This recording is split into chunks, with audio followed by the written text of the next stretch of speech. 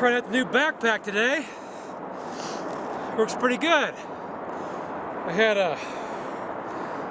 $42 in points at Cabela's, so I drove up there this last week and picked this up. Thought I'd take it out and test it, see how good it is. It feels comfortable. It's oh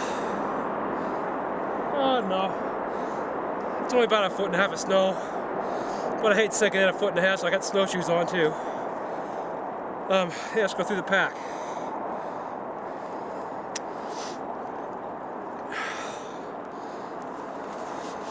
It's got a nice handle right behind the head. It doesn't hit me at all.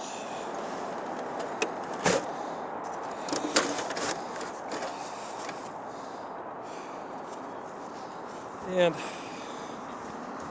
I'm gonna have to get these snowshoes to get to the truck and to the camera. So I'll leave the backpack here, and then I'll come back. I gotta get these snowshoes off.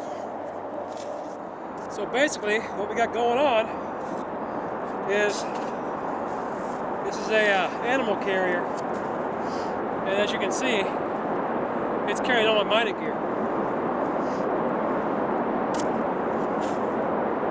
Now, just to snap stuff on, I've got these carabiners here holding the screen on, which is also holding on my seeing tube we're using in the water. It's got a carabiner on there.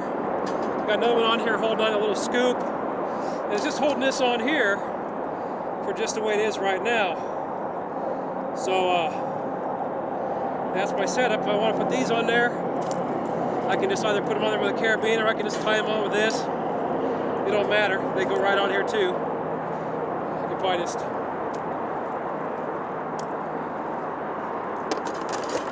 slide them right up inside.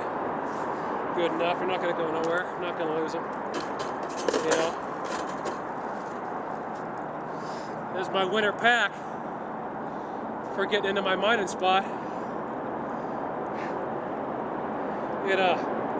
Yeah, I'm happy with it. You saw it was well balanced. Even though the sucker tube is sticking out to one side, it's relatively light. All I have is gold pans and screens. I carry my shovel. It's got the sluice box. I can either go with a McCurk, or I can go with a La Trappe, or I can go with the aluminum gold blitz, or any sluice box will fit in here. All you have to do is adjust the straps. It'll adjust out real wide. And this one here is, I think, 16 inches wide at the widest point. Most sluices are 10 to 12. I chose this one because of the weight and because I made the screen for it. I'll go ahead and I'll set it up and you can see how it works. Now to take it apart and get stuff out of there, all I gotta do is undo these snaps. I have this on here with a carabiner. This right off. I got my seeing tube.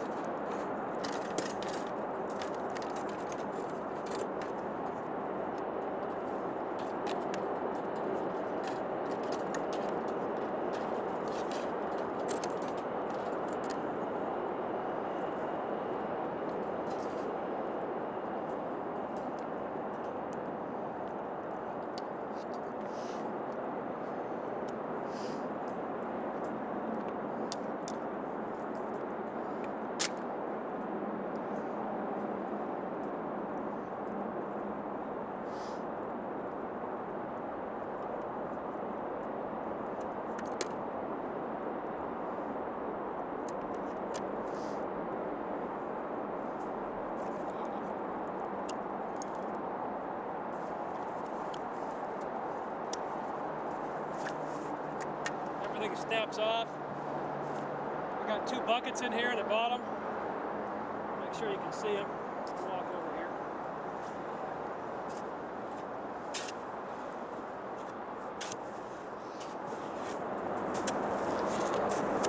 it'll hold the 5-gallon buckets, but I got a couple of 3-gallon buckets on there, so it works out good, you know.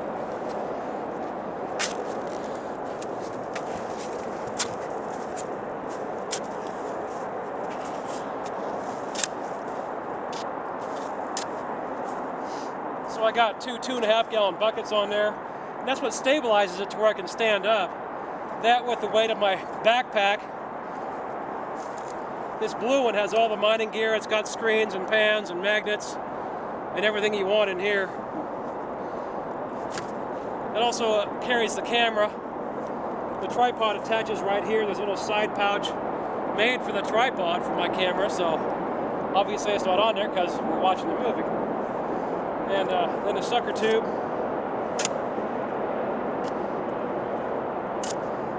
Is also just strapped in real lightly.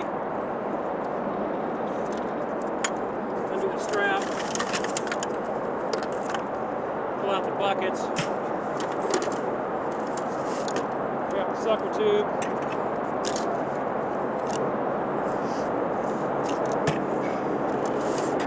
And here's my trap. Now, I haven't tried it with these in, but I don't think it's going to be a problem. What I did was, I just cut a piece of this standard 1-inch expanded metal.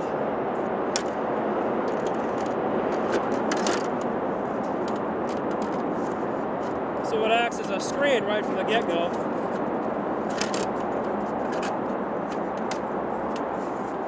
And it just sits in here like this. And I mean, I can attach it with these, but I'm not going to have a need. Now I'll throw a rock on it down here. I'll throw a rock on it down here to hold it in place. I'll just shovel in the top, or I'll just go ahead and use a super sucker. Mostly, I'll use a super sucker, put it in the top. That way it's already classified to 3-inch. Most of the rocks are going to drop in and go through the sluice. Everything big I'm just going to take off and dump to the side. Then stick this back in place. That's all there is to it, you know. That's my new setup for the winter.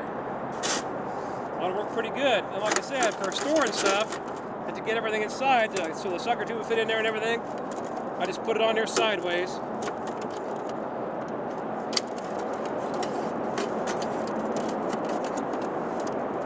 Guess I turn that one around.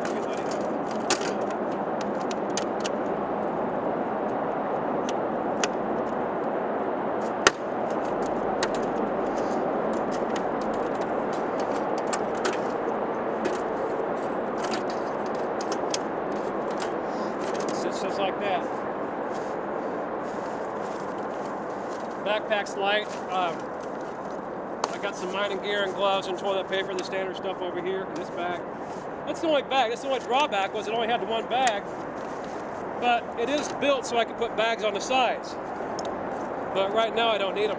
You know, it's really well balanced.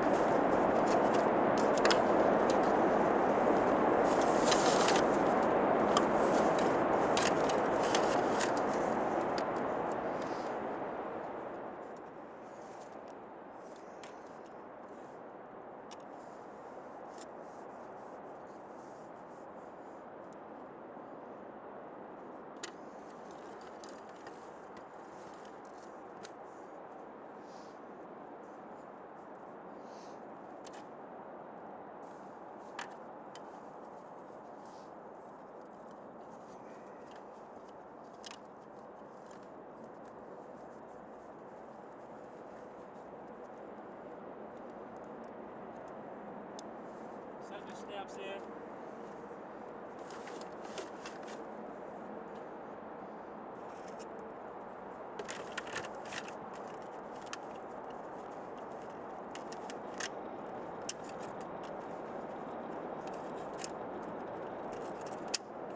Not going to slide in that easy. You can tighten the strap. It's not going anywhere, you know.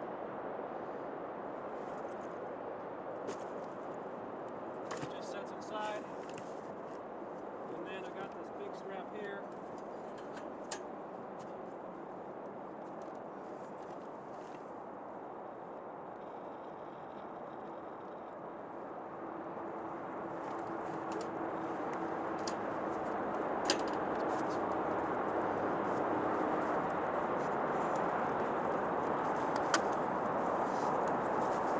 just had this. Then I got this big strap here. It holds the backpack in place. I just slide it through the ribs of the backpack.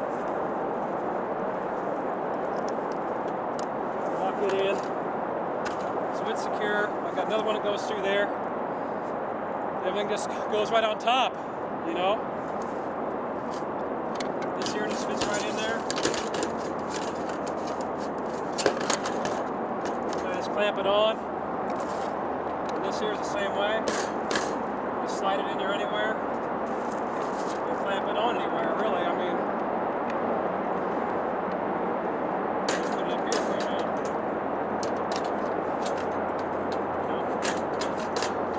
I mean, and that's it. That's the whole setup. Another thing, if you don't need your shovel, it'll also slide right in here and sit there too. And what's really nice is those buckets. It helps stabilize it on steady ground.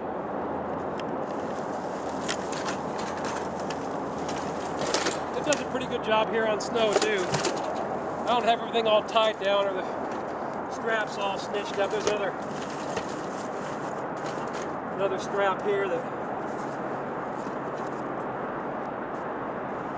this one here goes right in the front and holds the backpack in place. Obviously I needed it.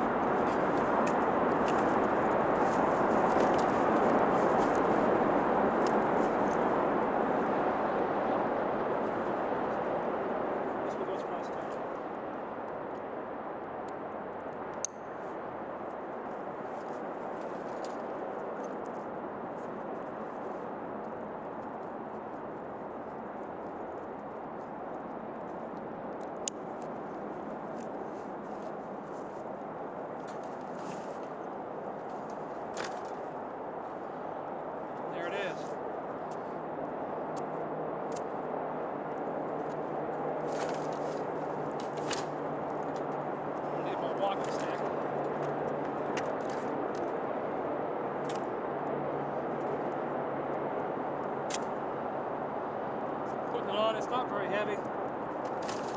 Pick it up.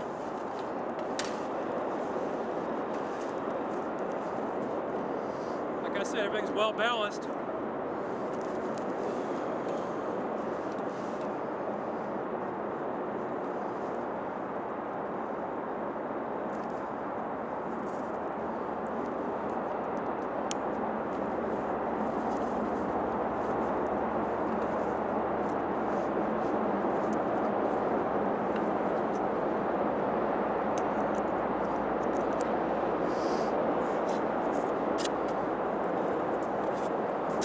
That's it. Well, we're going to do a little bit of ice driving through snow just for fun, since I just happen to have some. And we'll see if we can get stuck. Hopefully not, because I don't want to have to dig myself out, but I'm totally prepared if I do. I got everything I need to get out. If I could come along, a shovel, you know.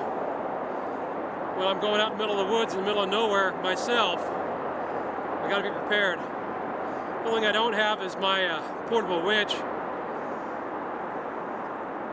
but I don't plan on getting stuck. I mean, it's a Hummer, you know, it's a full-time four-wheel drive. When you lock it in, it locks into standard four-wheel drive, like any other vehicle without the posi traction. And then you push the button, and you got posi traction, you know, in the rear. So it's a real nice setup. I'm not going to get stuck with it, so we'll go have some fun.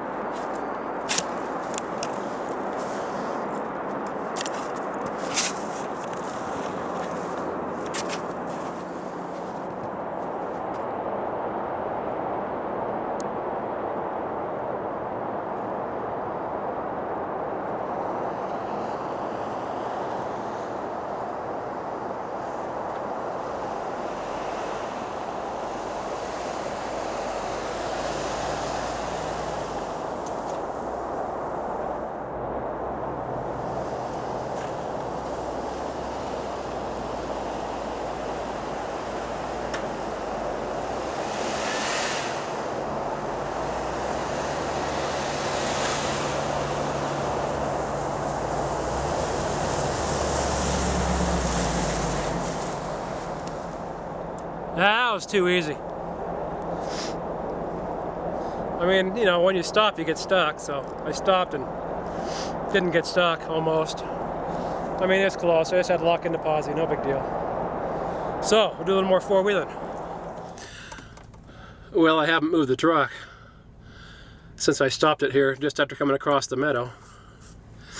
You know, this is the same road that I used in the dousing video, but we got a little bit of snow. We had like, I don't know, 14, 16 inches. I don't know how deep it is up here. I didn't really measure it. This is one of the deeper spots, and it really wasn't that deep. It wasn't over, you know, 14 inches, I don't think. You know, maybe a little bit more, maybe 16. It wasn't a couple feet. And, you know, we went right through it without any problem. But we got some more virgin ground to uncover here and break the road in. So this is what we're going to do. Just have a little fun. And at the same time, we're going to do a little talk about gold mining. And what I'm going to be talking about is where to find gold, where to look for gold, where not to look for gold. My last video that you saw that I just put up, the one with the motherlode prospectors that I belong to, you know, there's people from pretty much every prospecting club. I mean, you know, I'm a member of the Gold Hounds, the LDMA, the GPAA, the New 49ers. And I've been members of many other clubs over the years. I'm sure there was members of the United Prospectors, you know. And Juan, he was a GPAA member. I didn't ask anybody where they were members from. I know Jim is GPAA or LDMA, one of the two, if not both. And we go all over the place, you know. But that down there at Mineral Bar was pretty good. I was surprised because Mineral Bar, you know, back in the day was one of the main dredging spots. And because you could dredge below the bridge, but you had to be so far. But we were up there on the side where we were kind of out of the gold path, but it was close enough to where we could all get to. It was an exploratory, very first trip for the club, and it was a real success. You know, I found that nugget that was, you know, over a 1/4 inch, you know, or actually Jim did, but I mean, we were all filling the buckets up. I don't know how many buckets I filled, maybe 50 buckets or more for everybody. And like I said in that video, I didn't even running through the sluice box myself. Number one reason, because Jim had the wetsuit on. He likes getting that water, and he put that sluice box way out there where you had to be out, you know, up to your chest to get into it. And that's all good. I have my waders too, but it was enough for me to just, you know, be in my boots with a super sucker and just fill up buckets and fill up buckets. And I was helping the guys fill buckets, because really, you know, one guy filling a bucket up to put in his sluice box, you know, it works okay. But it's a lot easier with two. So I sat there and shook them, or I sat there and shoveled into it, or I used the super sucker and filled it up. It was all good. It worked out really good that way. And so hey, let's go ahead and continue on, and let's talk about where we want to find gold. Number one, we know we want to look on the inside bend. Okay, that's normal. That's what we want to do. And the inside bend of a river. Why? If it has to be a river, okay? I've seen some videos on here where people are looking to the inside bend of the tiniest little stream, maybe it's like a spring runoff, maybe a foot wide, and that's not going to move the gold. What that's going to tell you is the gold is already there, and what you're digging is a spot that it just happens to be a spot where the gold settled. Now, when you're looking at real small little stream runoffs and stuff like that to get maybe winter runoff and nothing else, what we want to do is, number one, let's get going here. Oh, look what we forgot again. Seems like every time I go four-wheeling or something, I gotta throw my seatbelt on. Yeah, see, the lower we go, we're going downhill real steep, and we're not gonna run out of snow, but we're gonna definitely get a lot thinner down here. That meadow, for some reason, has more snow than anywhere else here. It's just like the coldest spot on the mountain. So what you want to look for in the on those real small streams isn't really necessarily going to be a okay. It's not going to be the inside of a bend. What you're looking for is a place where the water is going to slow down, or a place where it's going to widen out and stop. Maybe it's got a little pool, and you're going to find the gold in there, and that's what you're going to want to look for on these. And that's the best thing. But as far as big rivers like where we were at there on Mineral Bar, you definitely want to go to the inside bend of the river, you know, or somewhere, something along those lines. And just really, you know, concentrate on understanding that gold is where you find it. It's not necessarily going to be on the inside bend. I mean, we found nuggets right there in the middle of nowhere. Okay. I mean, in the middle of a spot that I wouldn't even go to, usually, because it's not on the inside bend, it's out of the gold path. But for a club outing, you know, there's going to be gold throughout the river, and that we proved that there was gold there with all the nuggets we found. I mean, Paul got 3 nice nuggets. I've seen a couple other pickers. You know, we got that one nice one, and then, but that's what I'm saying. There's gold going to be throughout the gravels and throughout the layers. When we got down to bedrock, gold started appearing like crazy. But the thing was, where we were at, we weren't in the perfect spot as far as it goes because a little slippery right there, because basically we weren't in the perfect spot because we weren't where the river widens out. The river actually widens out right above upstream of the bridge, and so the gold's going to stop there. Where we were at, we got flood gold, and those little nuggets that we saw and the boulders and everything, that was all flood. And that great big boulder wasn't as big as I thought it was. I thought it was going to be on bedrock, and it was just one of those big old nasty greenstone boulder just happened to walk right on in. I came up this road earlier and you saw me drive it down. I just came up here and turned around and went back down there after I set the camera up, you know. And yeah, but it's kind of nice to be able to drive back here, and we're going to see what we can do. Hopefully I don't get stuck back here. I don't think the snow is going to be that bad. This is definitely a lot shallower than it was going across the other meadow. And nobody's been down here yet. That's a good thing. Let's go down here and see if I can get back up. Yeah, I'll do a little hill climbing. Watch me get stuck down here. So yeah, you know, the inside bend is really a cool spot. Man, check out that tree. Isn't that beautiful? I love all the moss that's up here on this stuff and on these trees. You know, there's a lot of water up here. You know, so yeah, you don't have to go to the inside of the bend really. You know, but you want to follow the straightest path. If you look on an actual map, okay, and follow the curves, just take and draw a line from the most inside and put a straight line to the next inside bend, and it's going to stay in that line. So we were out of the actual super gold line, but we were still going to get gold, you know. Okay, let's see if we can get up here.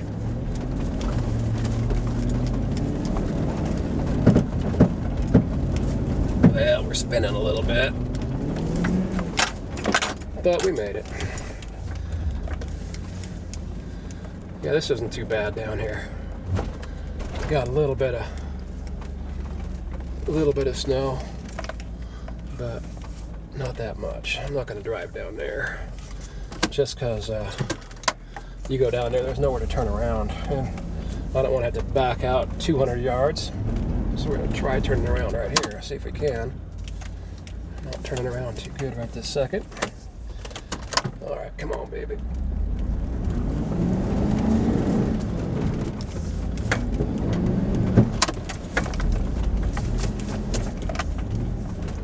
Well, that's pretty deep, really, right here. Surprisingly enough, these decks really pack the snow in, man.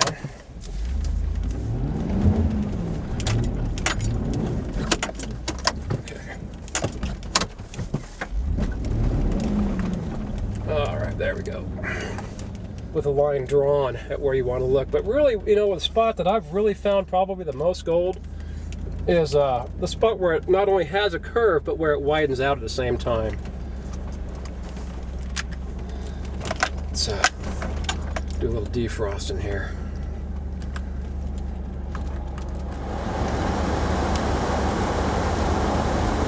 And then, of course, you want to look for bedrock like we did there. Bedrock, you know. It's just a good thing to do. Let's turn around here and go up the other road to see what we can come up with.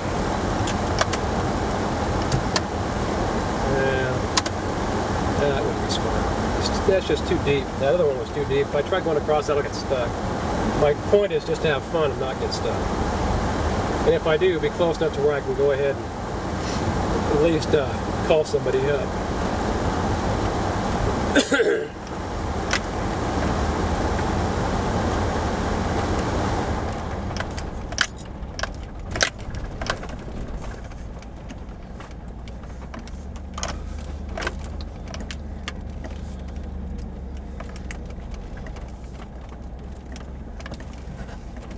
So yeah, I like the spots where you got the nice inside bend.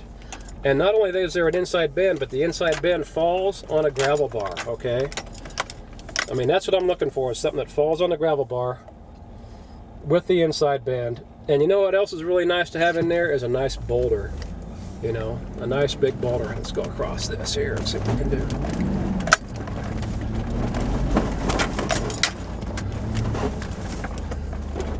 Yeah, that was good. So you can find yourself a corner with a boulder in the center of it. You're going to find gold right behind that boulder. And the thing about boulders is that you got to remember, you know, and people describe it as, you know, you look behind the boulder, that's where the gold's going to be. Well, no, that's not where the gold's going to be. I mean, it might be underneath it if nobody's moved it, but chances are, at least here in California, somebody's moved that boulder at one time or another. So what you're looking for is the boulder naturally sitting in the river.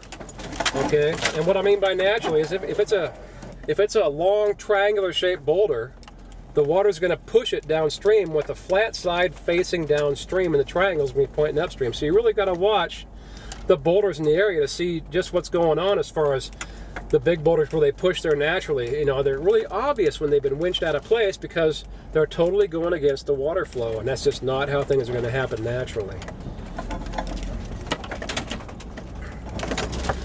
And so that's a real good point that I like to bring up on that part.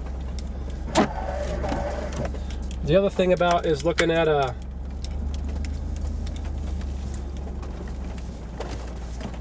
looking at deep pools. Now, you know, like what I did in the dowsing video, those little tiny holes in the bedrock, most time they're not going to have a lot of gold in them. And if they're going to, you want to get in there and clean it out, because the rocks are going to sit in there and spin. There's going to be one rock in the bottom that never comes out. It's going to sit in there, and it's going to keep spinning and spinning and spinning and make those holes deeper and deeper. Now in this picture I'm going to put up,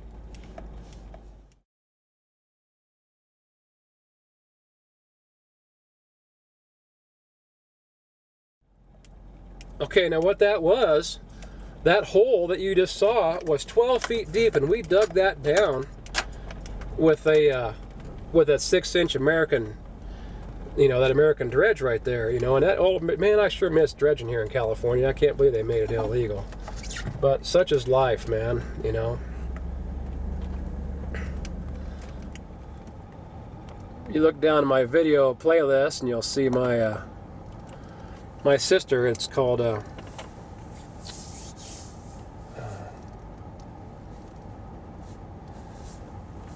Life is Beautiful, and it's just another one of my at the house DVDs here in the winter last year. And you know, she always comes up here and helps out with the dog. She loves that dog, and you know, so do I. And we pretty much just take care of everything here ourselves. And got my little Honda, you know.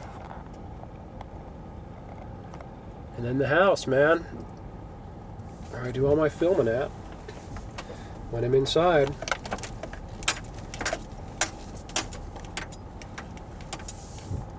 You know.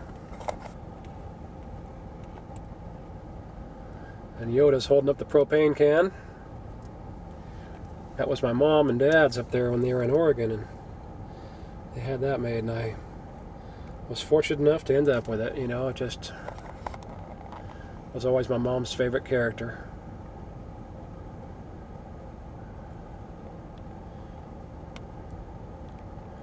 And that's my house, man, you know. Yeah, so you want to look on the inside bins. You know, mostly that's pretty much where I look. Or as long as you're in the gold course. Any river where it doesn't matter if it's inside bin or not, if you're in the course where the gold's going to be, which is going to be pretty much smack dab dead center during the high water, because you have to have a lot of water to move gold. If you just got a little bit of water, it's not going to be enough to really, you know, move the gold around. What that means, the gold's already there. So if you got a little tiny stream, it's maybe a foot or two wide, and maybe it gets up to 3 feet tall during the wintertime, you know, you're going to get some flood gold, but it's going to be everywhere in there. And the places you want to look there for sure is where it widens out into a pool, because other than that, the gold's not going to move around that much. It's going to gather in the pools, the flood gold, when the water level just drops suddenly after a flood. You know, maybe you get 3 to 6 feet of water at one time coming down through this little canyon. and it's enough to move the gold somewhat, but not that much. So you got a whole bunch of fine gold, and what's going to happen is when the water stops and it starts dropping and dropping and dropping from, you know, 6 feet down to 3 feet down to back down to an inch or two, like you see in some of these videos from back east, as long as it's in a wider spot, more gold's going to drop and stop in that wider spot because it can't move on as the water is decelerating. So that's what you want to think about when you're looking for gold there. Yeah, they're little creeks. It's always good to look in the holes, like on the bedrock in the dowsing video. That bedrock, I've gone over it time and time again, year after the flood years, and got gold every time out of those holes. And that's when you see that is, then you see the gold's not crushed up. It's because I don't let it sit there and let it get crushed up. It gets into that hole that winter, and then if we have a real good flood year that year, and it's going to fill those holes in, then I go ahead and I'll go down there and I'll clean those holes back out, and that's when I pull my nuggets out of there. And I've got, you know, some nice, you know, they're ½ inch long by maybe an 1/8 of an inch to 1/4 of an inch wide at the most, you know, and they're usually pretty well beaten down flat because I'm right on the channel right here. I've got ancient channel going through this property in like 2 different places. One way up on the mountain where we were at, a lot farther up on the mountain up there, almost to the top of the mountain, is the old ancient channel that comes down from Emmerich Gap. Okay, I'm getting on the highway here at Dutch Flat. What I want you to see is this ancient river. What I want you to see is this ancient riverbed. That's what you're looking at right here, right along the side of the road. That's ancient riverbed. So right now, what we're driving through, we're in the bottom of an ancient river. We're way below the water level, way below sea level at one time. And this is where we get the gold up here from the hydraulic mine. So I wanted to point this out because up here at the Gold Run rest stop, which is just right up from where we are,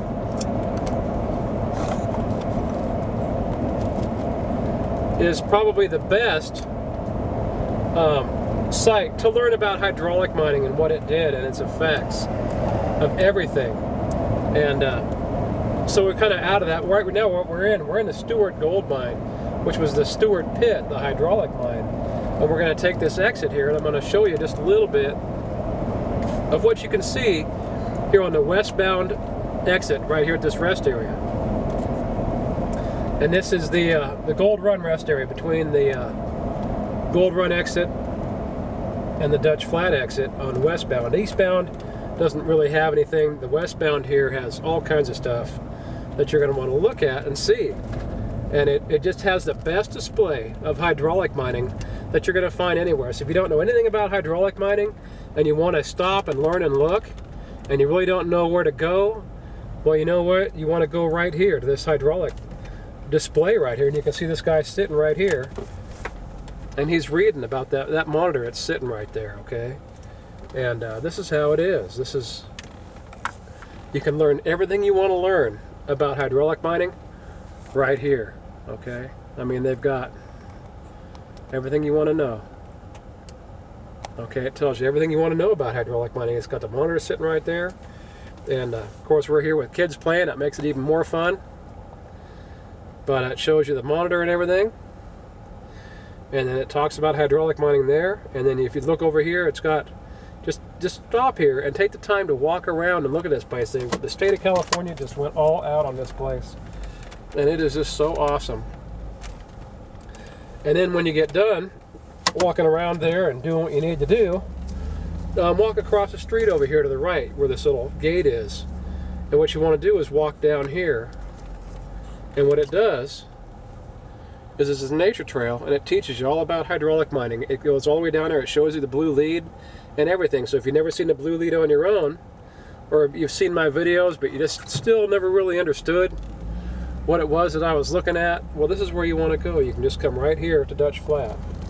If you're in California, if you're just passing through, just remember that. Put it in the back of your mind. You know, the westbound Dutch Flat rest stop is the place to stop for gold miners, all gold miners.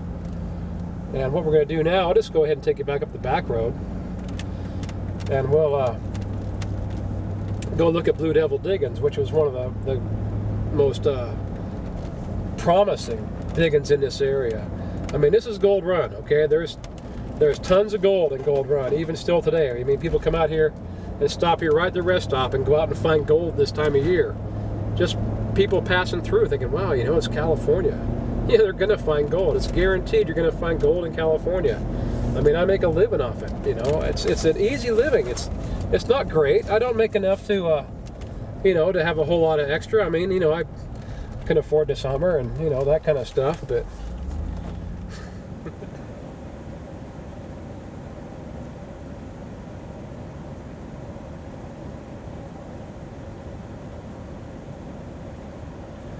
well, that's an old hydraulic mine in Nevada County over there. We're looking across the Bear River from Placer County. And I'm sitting in Blue Devil Diggins. Just thought I'd show you this real quick. You know, it's all private property. You can't go mining out here, but that's all right. You know, the locals come out here and go swimming and enjoy life. And then the people that, the property owners are all gold miners, so it's all good with them to come down here. They're all down here. They got their trommel setups and they're getting gold because, you know, obviously hydraulic mining is not legal anymore, but you know what?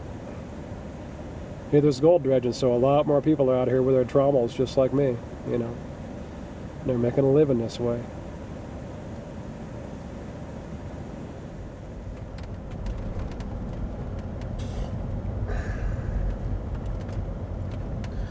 Well, we're driving down into the little town of Dutch Flat.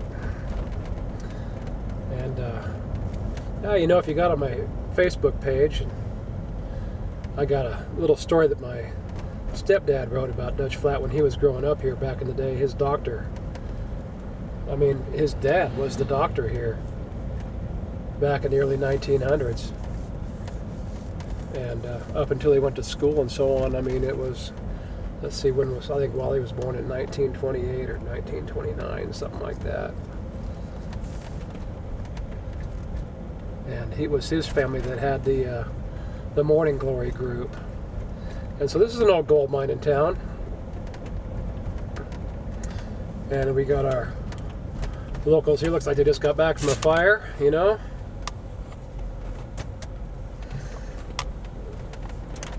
And checking things out.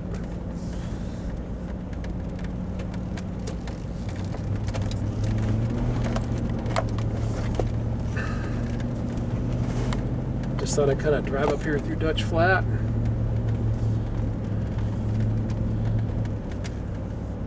Not much here as far as it goes. There's a store and the post office and the Oddfellows Lodge and, you know, a couple other things. But that's where I do all my grocery shopping, you know, right there at the store. And what we're gonna do is go over here down Stockton Street, right there, right next to the old church, and we're gonna take a look at a hydraulic monitor. Okay, let me read that, even though I know you can't see it from there. Flume pipe, circa 1890. The wood used here for terracing is from the flume that was used by the miners to bring the water to the hydraulic monitors when they were hydraulic mining here for placer gold. Yeah, I translated the top part and added in the rest. And what they're talking about here is, this is still the old Dutch Flat Methodist Church. Like I said, if you ever get a hankering, come up here and visit and get yourself some dinner. And is this pipe, this wood right here, this is all part of the flume pipe. For some of the wood they used to make the flume, that was the actual flume. And this here was the flume pipe that actually was the in-feed to one of the monitors at the Polar Star. And there's our Placer County Historical Society sign. The Methodist Episcopal Church, completed in 1861, started in 1859. And it has been in use, and it is still being used, even though it is a Methodist, which is a good church. It's not really a true Methodist church anymore. It's more of a church of all colors, because when you only got one church in a town, you got to kind of do your best to please everybody. This is what they're doing.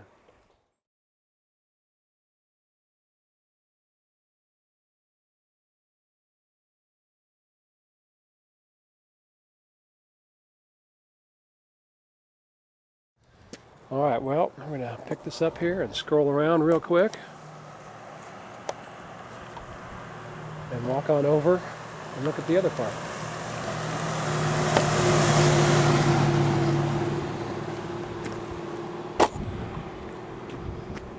This is the old school, and it's now the community center of Dutch Flat. And it's got the tennis courts, and this is where we have our 4th of July party and parade every year.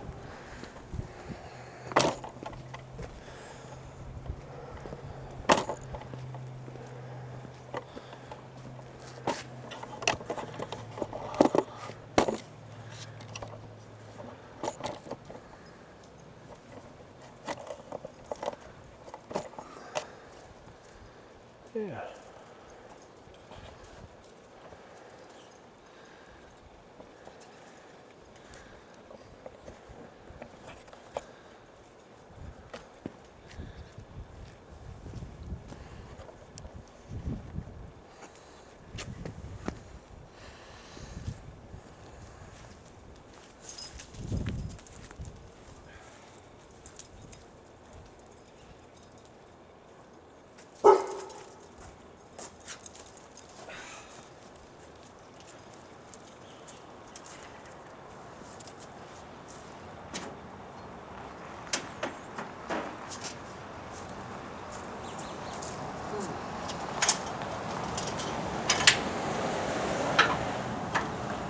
Yeah, this is the old monitor that we used in the Polar Star mine.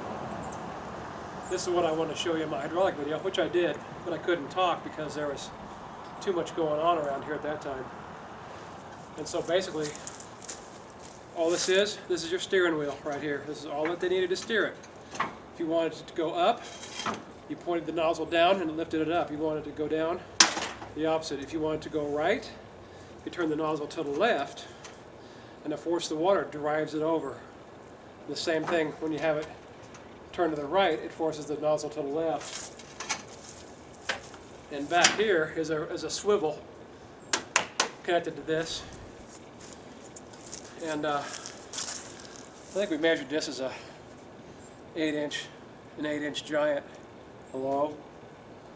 And boy, I sure would like to be using this today, you know. I mean, they still have hydraulic mining legal in Alaska and in different countries and in Canada, you know, in Mexico and so on. But there's too much population here in California for it to be used effectively in some spots. We still have a couple hydraulic mines here in California too, but they're all self-contained, where all the gravels are piled and then shipped off and turned into aggregate, you know, and filtered after they get the gold out, after the old ancient channel is hydraulic. So they still do hydraulic here in California. It's up north. There's no active hydraulic mines here in Placer County. But if you do the research, you can find them, you know, in the rest of the state.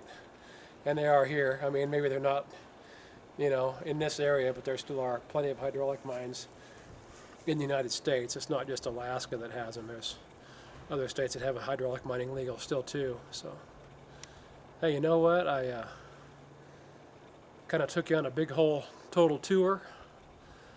You know, talk to you a little bit about where you need to find gold. And I guess the number one place is be sure you put yourself into a spot where you know the gold was found before. If it was found before, you're going to find it yourself. And you know how it is. If you like this video, hit the like button. You guys have a good one.